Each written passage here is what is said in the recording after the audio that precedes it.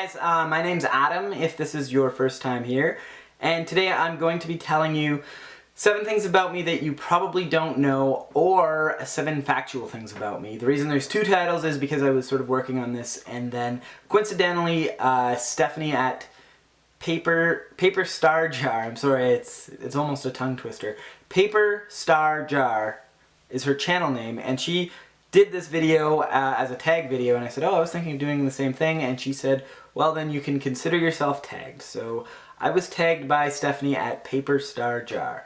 So my first fact about myself that you probably don't know is that I do not smoke, I do not drink, and I do not do drugs. Now, if you know me in real life, you probably already know this. Those of you getting to know me over YouTube probably wouldn't have a way to know this.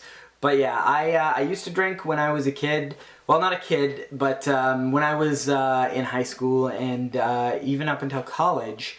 Well, not when I went back to college, but even up until like college age. And then one day I just sort of decided that there wasn't a whole lot of good that was coming from it for myself. And if other people thought that that was what they wanted to do and had fun doing it, that's their choice. But for me, I feel like I feel sort of more stronger and in control when I'm not drinking or smoking or any of that stuff.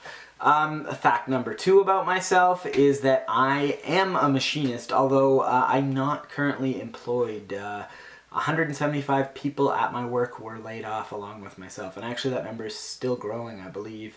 So times are kind of pretty tough around here, but it's actually one of the reasons why I made this channel, because, well, we're all out scammering for work, and things are pretty scary for a lot of people financially. Rather than focusing on that negativity, I figured, another YouTuber once said that the best way to fight depression is through expression. So rather than focusing on all that, I'm going to, put out some YouTube videos and get to know some people a little bit better.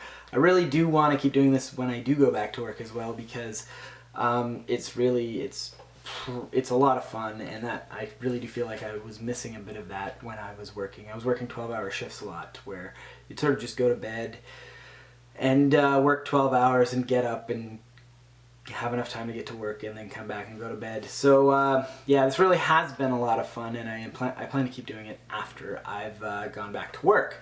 Fact number 3, I am trained to be a professional wrestler. I went out to Calgary for a few years and trained. I actually worked for a promotion you may have heard of called Stampede Pro Wrestling. I loved going there. I loved doing it. Unfortunately, there's not a whole lot of work for a professional wrestler in the North Bay area, although there are some. There's one guy that's really doing very well as a professional wrestler in this area, but I'm not very well connected in it. I've tried to get back into it, but it's been very hard.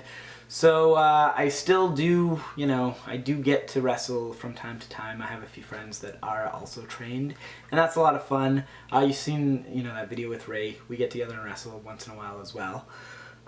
Fact number 4, I have them written down here, so that's why I keep looking down. I normally don't have anything written when I do these, and people always think because I look around that I'm looking at something and reading it, but I look around a lot. So fact number 4 is I love Tim Hortons coffee, and that's probably not surprising again if you know me, and if you're Canadian, you almost probably expect it, especially if you're Easterner. When I lived out in Calgary, I was surprised to find out that there's very few Tim Hortons in Calgary, and there's also very few people that really care very much for it.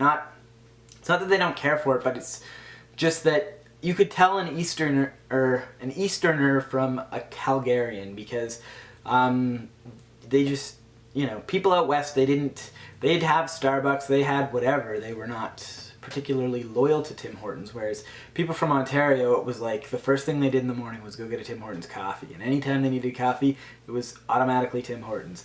And out west, they didn't, even out in Saskatchewan, people from Saskatchewan weren't as interested in Tim Hortons as Easterners. For whatever reason, I couldn't tell you. I guess it's part of the Ontario culture. It's even people in the Maritimes, you could tell they still felt the same way. So I don't know, there's sort of a divide right around Manitoba on this, apparently, I've discovered. But yeah, one of the things that I love is Tim Hortons. Fact number 5, another thing that I love is the video game franchise Mortal Kombat. Now, I know that the gamer geek sort of culture, they don't appreciate this game. They sort of don't like, they sort of don't think it's as good of a game as I think it is. They don't think it's very, it's not a very, it's not, what's the word? It's not as, it's just not as hardcore of a gaming game for people. It's more geared towards the casual gamer. But that's what I like about it, is that when I have friends over and we want to play a video game, we can play Mortal Kombat. And everybody knows who Scorpion is and who Sub-Zero is and all of that. And what I really like about this, interestingly enough, is the sort of mythology that goes into it. I love knowing that, you know, Raiden's a thunder god and that, you know, Scorpion's from one sort of ninja tribe, and the Lin Kuei is where Sub-Zero's from, and things like that. Those were what got me interested, and also knowing really the mythology as well. When I found out that John Tobias was interested in Japanese folklore, and that was the influence for this game, I went out and I found out as much about it as I could, which now it's not as much of a commodity, or it's not as different. Because with anime, everyone sort of does this, but when I was in high school, there was anime, but there wasn't as much of it. It wasn't as mainstream as it is now. But so when I went out and I found out more about Japanese culture and Japanese folklore, it was sort of hard to find more information. You know, very few people were interested in it. Now, you know, there's a lot more people that are. There's anime conventions and things like that. Fact number 6, I'm an Olympic weightlifter. I'm on my city's Olympic weightlifting team. I've really been lifting weights. I was more bodybuilding when I was younger, but in the last just over a year, I've been really into weightlifting, getting stronger and, you know, lifting more weight. What I love about Olympic weightlifting is it forces you to focus on your weaknesses.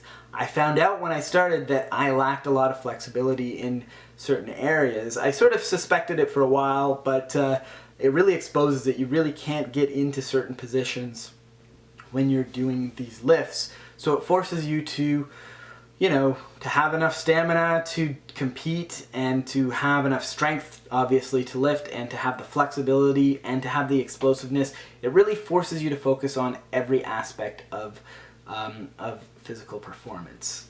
Fact number 7, and this kind of relates to fact number 6, is that growing up, I was the skinniest kid you've ever met. I remember my brother was younger than me, my little brother, and he had bigger biceps than me, and he would always show them off. He had this big bulging knot in his arm, and every time he flexed, everybody would be impressed.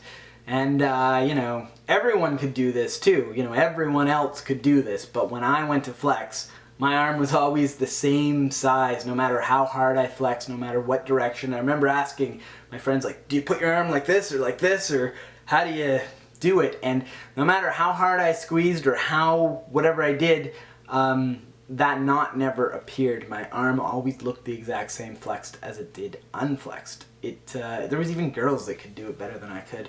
But yeah, then I got in the gym. I started doing, you know, weightlifting, bodybuilding, and I immediately saw a change. And it was interesting because what you hear about bodybuilding is different than what I experienced, because everybody always tells you that it doesn't work, you can't make that much of a change. But as soon as I got in there, I saw the changes, and I fell in love with it. You know, I became hooked. I was in control of what I looked like, and I liked being in control. That's one thing that you may find out about me later on. But anyway, those are the 7 facts about me. Now, I'm supposed to tag 4 people, so I'm going to start with, of course, Tor. I think most of you probably saw that one coming. Number 2, I'd like to tag Cam over at Jam on Toast. I know that his